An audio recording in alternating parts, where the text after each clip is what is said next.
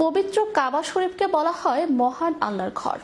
আপনি জানলে অবাক হবেন যে পবিত্র কাবা ঘরের উপরে কখনো পাখি ও বিমান উড়ে না। কুদরতি দৃষ্টিকোণ থেকেও তার অবস্থান এমনই যে তার উপর চন্দ্র ও সূর্য অবস্থান করতে পারে না। কিন্তু কেন? বিস্তারিত থাকছে ডেস্ক রিপোর্টে।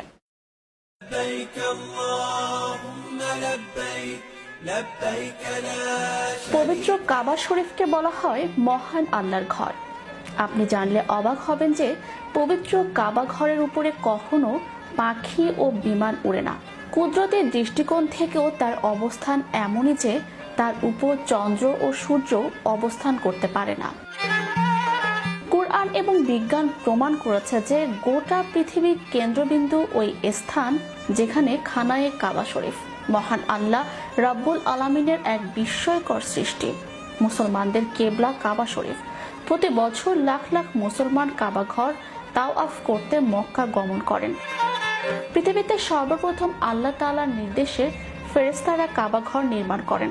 কাবা ঘরকে উল্লেখ করে মহান আল্লাহ তাআলা পবিত্র কুরআনের সূরা আলে ইমরান এর 96 আয়াতে বলেছেন, নিঃসন্দেহে সর্বপ্রথম ঘর যা মানুষের জন্য নির্ধারিত হয়েছে সেটাই হচ্ছে এ ঘর, যা মক্কায় অবস্থিত এবং সারা জাহানের মানুষের জন্য হেদায়েত ও বরকতময়। কাবা ঘরটি আল্লাহ তাআলার আরশে মুআল্লামার ছায়া তলে সোজাসুজি বাইতুল মামুর আকৃতি অনুসারে স্থাপন করেন। হযরত আদম রাদিয়াল্লাহু আনহু ও বিবি হাওয়া রাদিয়াল্লাহু আনহু উভয়ই আল্লাহ তাআলার কাছে ইবাদতের জন্য একটি মসজিদের প্রার্থনা করেন।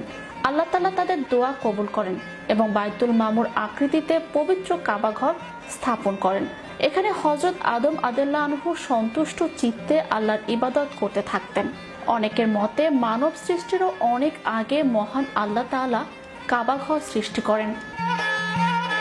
হাফসিরবিদ মাজাহির বলেন, আল্লাহ রাব্বুল আলামিন বাইতুল্লাহর স্থানকে সমগ্র ভূপৃষ্ঠ থেকে 2000 বছর আগে সৃষ্টি করেন। মুসলিম শরীফের একটি হাদিসে হযরত আবু যর গিফারি হতে বর্ণনা হয়েছে, রাসূলুল্লাহ সাল্লাল্লাহু আলাইহি ওয়াসাল্লাম তার একটি প্রশ্নের উত্তরে বলেছিলেন, বিশ্বের সর্বপ্রথম মসজিদ হলো মসজিদে হারাম, এরপরের মসজিদ হলো মসজিদে আকসা।